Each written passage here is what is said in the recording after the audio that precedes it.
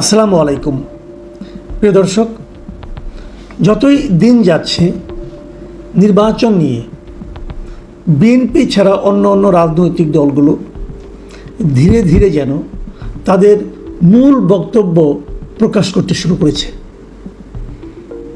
BNP নির্বাচন চায় এবং দ্রুত নির্বাচন চায়। তারা প্রথমে ডিসেম্বরে চেয়েছিল, পরে গত 13ই জুন ডক্টর ইউনূসের সঙ্গে তারেক রহমানের বৈঠকের পর তাদের যৌথ ঘোষণায় ফেব্রুয়ারির কথাটা আকারে ইঙ্গিতে এসেছিল এবং তাতে বিএনপিকে ভীষণ খুশি এবং আনন্দিত বলে মনে হয়েছিল। এবং তখন আমি বলেছিলাম যে এত খুশি হওয়া আসলে এখনও খুশি হওয়ার মতো কিছু ঘটেনি, ঘটে যিনি সেটা ধীরে ধীরে প্রকাশিত হচ্ছে। সরকারের পক্ষ থেকে কিন্তু একবারের জন্য ফেব্রুয়ারিতে নির্বাচন হবে এমন নিশ্চয়তা দেওয়া হয়নি। তারপরেও বিএনপি একাই খুশি হয়েছিল।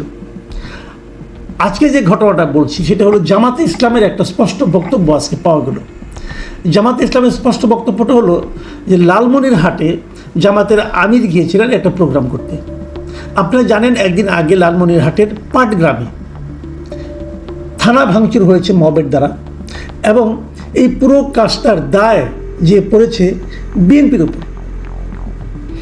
যারা এই ভাঙচুরের সঙ্গে জড়িত তারা কোনো না কোনোভাবে বিএনপির সঙ্গে জড়িত, যদিও বিএনপির যারা লোকজন তারা বলছেন এর সঙ্গে তারা জড়িত নয়, এর সঙ্গে জড়িত হচ্ছে ওখানকার পাথর ব্যবসায়ী, যারা পাথর উত্তোলন করে সেই সমস্ত ব্যবসায়ীরা। এটা নিয়ে পক্ষে বিপক্ষে অনেক কথাবার্তা হয়েছে, কিন্তু যত কিছুই হোক না কেন, কে দায়ী না, এটা নিয়ে আপনি সারাদিন আলোচনা করতে পারেন। কিন্তু ঘটনাটা কি? ঘটনাটা হলো কিছু লোক থানা ঘেরাও করেছে এবং থানা ভাঙচুর করেছে, সেখানে পুলিশের সঙ্গে টিয়ার গ্যাস, লাঠির চার্জ করা ইত্যাদি হয়েছে এবং থানার মধ্যে ল্যাপটপ, কম্পিউটার এগুলি ভাঙাভাঙি হয়েছে। পাটগ্রামের পাশে হলো হাতিবান্ধা থানা।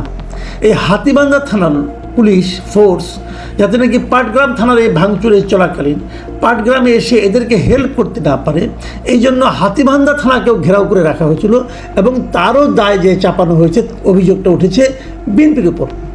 কিন্তু বিএনপি যে খুব দুধে ধোয়া তুলসী পাতা তা কিন্তু মনে করার কোনো কারণ নাই। তো এরকম সময়ে ডক্টর শফিকুর রহমান জামাতের আমির, উনি লালমনিরহাটে গিয়েছেন। উনি যখন লালমনিরহাটে সাংবাদিকদের মুখোমুখি হন তখন সাংবাদিকরা ওনাকে জিজ্ঞাসা করেছেন যে নির্বাচনের ব্যাপারে উনি কী ভাবছেন। সেই সৈয়দপুর বিমানবন্দর থেকে বের হওয়ার সময় উনি যে কথাগুলি বলেন, উনি কিন্তু প্রথমেই পাটগ্রামের উদাহরণটা টেনে নিয়ে আসেন এবং উনি বলেন যে পাটগ্রামে কী হচ্ছে আপনারা দেখেছেন, এখানে যে মব অবস্থা বিরাজ করছে, এই পরিস্থিতিতে কিসের নির্বাচন? এই পরিস্থিতিতে, এমন পরিস্থিতিতে সুষ্ঠু নির্বাচন হওয়া সম্ভব নয়। তাহলে শফিকুর রহমান সাহেবের ভাষায় অথবা তার মূল যে বক্তব্য সেটা হলো নির্বাচন হতে হলে দেশে একটা সুশৃঙ্খল পরিস্থিতি থাকতে হবে, আইন শৃঙ্খলা পরিস্থিতি ভালো থাকতে হবে, মব থাকা চলবে না, এরকম আরও অনেক কথা।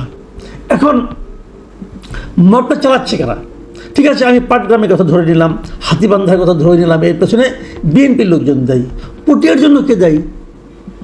পটিয়াও তো মব হয়েছে, সেখানে মবের জন্য কে দায়ী? এবং পটিয়া এবং পাটগ্রাম পার্থক্য কিন্তু আছে। পার্থক্য হলো এখানে পাটগ্রামে এই মবের কারণে পুলিশরা এখন বিএনপির লোকজনকে দৌড়াচ্ছে, অনেকের বিরুদ্ধে মামলা হয়েছে, কয়েকজনকে গ্রেপ্তার করা হয়েছে, এগুলো হয়েছে। কিন্তু পটিয়াতে বরং ওখানকার যিনি ওসি ছিলেন তাকেই ক্লোজ করে নিয়ে যাওয়া হয়েছে, যেন দায়টা পুলিশের। কারণ ওখানে আর এখানে পার্থক্য হলো এইটাই যে পাটগ্রামে মবের জন্য দায়ী করা হচ্ছে বিএনপিকে, আর পটিয়াতে মবের জন্য দায়ী করা হচ্ছে বৈষম্যবিরোধী ছাত্র আন্দোলন অথবা এনসিপির অঙ্গ সংগঠন, যে ছাত্র সংগঠন আছে তাদেরকে। তো সরকারের অবস্থা নিশ্চয়ই বুঝতে পারছেন। ইন্টারেস্টিং হলো এর কোথাও কিন্তু জামাত অথবা ছাত্র শিবিরের কোনো ধরনের সম্পৃক্ততা পাওয়া যাচ্ছে না। এবং জামাতের আমির কিন্তু এই কথাটাই বলেছেন। উনি আরেকটা কথা বলেছেন, সেটা হলো যে দেশে দীর্ঘদিন ধরে মব কালচার চলছে, তবে এসব সহিংসতায় জামায়াতের কোনো কর্মী বা সমর্থক জড়িত নেই। তো এই যে কথাটা, এই কথাটা কিন্তু একদম ভিত্তিহীন নয়। ঘটনা আসলেই সত্য যে তারা তাদের নেতাকর্মীদেরকে এতটাই নিয়ন্ত্রণ করতে পারেন যে তারা এই ধরনের কোনো সহিংসতায় জড়িত আছেন বলে এখন পর্যন্ত সেভাবে আমরা দেখিনি। বিএনপি পারে না কেন? বিএনপি কেন পারে না, এই প্রশ্নটা কে করবে, কাকে করবে? দেখুন, আপনারা এর মধ্যে দেখেছেন যে ঢাকাতেও গত একদিন আগের ঘটনা, ঢাকার একটা বরানি একটা হোটেল জাকারিয়ায় বিএনপির যুব দলের একজন নেতা, মনির না কি যেন নাম, সে যে সেখানে ভাঙচুর করেছে, এখানে নারী ছিলেন, তাদের গায়ে হাত তুলেছেন, তার লোকরা যে অনেক কিছু করেছেন, তাকে বিএনপি বহিষ্কার করেছে, তার বিরুদ্ধে মামলাও করেছে।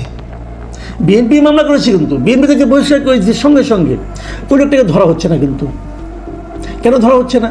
লুকিয়ে আছে, কোথায় লুকিয়ে আছে? মানে সব মিলিয়ে যে ঘটনাগুলো ঘটছে সেগুলো হলো যে মব হচ্ছে, যদি সেই মবটা এনসিপি বা তার দলের কেউ করছে তাহলে সেই মবের জন্য তাদেরকে দায়ী না করে বিরোধী পক্ষকে দায়ী করা হচ্ছে।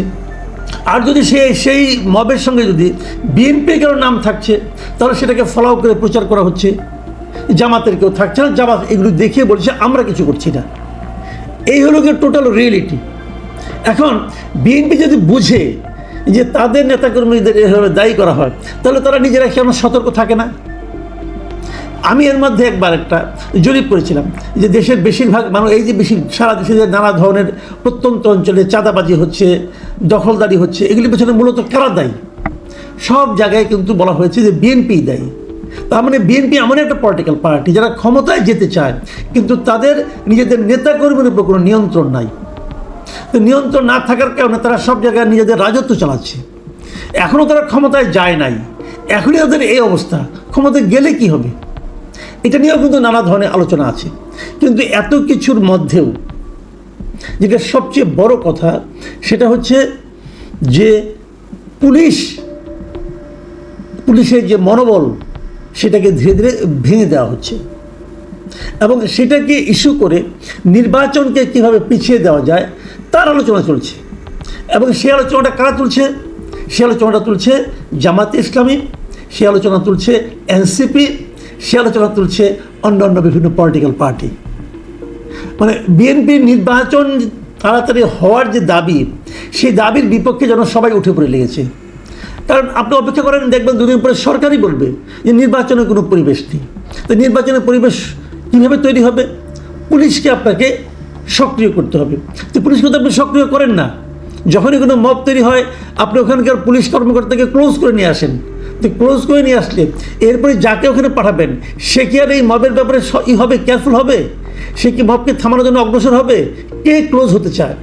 কে চায় যে তার চাকরি জীবনে এরকম একটা স্পট পড়ুক যে তাকে ক্লোজ করা হয়েছে?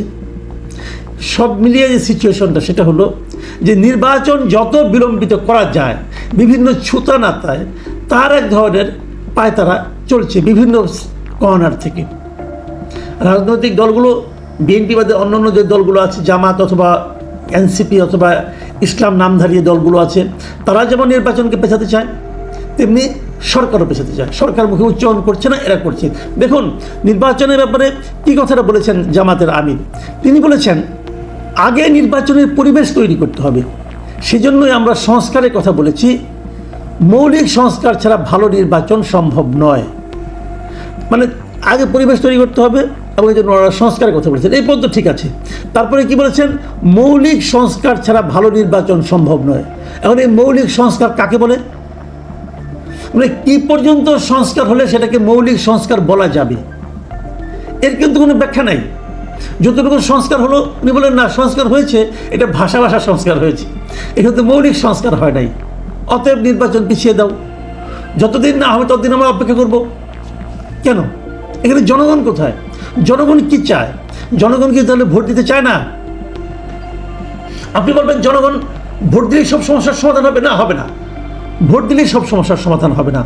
কিন্তু আপনারা যেটা চাচ্ছেন তার জন্য যদি আরও 10 বছর সময় লাগে, 5 বছর সময় লাগে, 3 বছর সময় লাগে, আপনারা তো মৌলিক সংস্কারের কোনো রূপরেখা তৈরি করতে পারছেন না।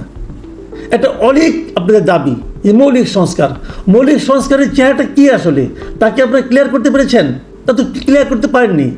তো সে যে জিনিসটা আপনারা নিজেরাই জানেন না কী করতে হবে, সেটা করে তারপরে নির্বাচনের পরিবেশ তৈরি হবে। কিভাবে হবে? নির্বাচনের পরিবেশ তৈরি করার প্রথম এবং প্রধান কাজ হচ্ছে পুলিশকে শক্তিশালী করা। সেটা তো আপনারা করছেন না এবং করতে চাচ্ছেনও না, বরং পুলিশকে আপনি দিনকে দিন আরও আপনি দুর্বল করে তুলছেন, পুলিশের মনোবলকে আপনারা আরও ভেঙে দিচ্ছেন। শুনেন, যেদিন আপনারা এই বিগত জুলাই আন্দোলনের সময় পুলিশ যে নিহত হয়েছে তাদের নিহত হওয়ার ঘটনার কোনো বিচার করা যাবে না বলে ইন্ডেমনিটি পাস করেছেন, সেই দিন থেকে পুলিশের মনোবল শেষ হয়ে গেছে। কাজেই এই পুলিশকে আপনারা নির্বাচনের জন্য উপযোগী করে তুলবেন, তারপরে নির্বাচন করবেন, তাহলে সেই নির্বাচন আর আমরা দেখে দিতে পারবো না। এই বিষয়গুলো সবগুলি একটার সঙ্গে একটা সম্পর্কিত। এখন কিভাবে পুলিশের মনোবল আপনারা দৃঢ় করবেন, কিভাবে মৌলিক সংস্কার করবেন, কিভাবে বিএনপি এবং জামাত একমত হবেন, কিভাবে জাতীয় ঐক্যমত্য তৈরি হবে, কিভাবে ডক্টর ইউনূস নির্বাচন দেবেন, এবং সেই নির্বাচন আবার উনি বলেছেন হবে ইতিহাসের শ্রেষ্ঠ নির্বাচন। সেই ইতিহাসের শ্রেষ্ঠ নির্বাচন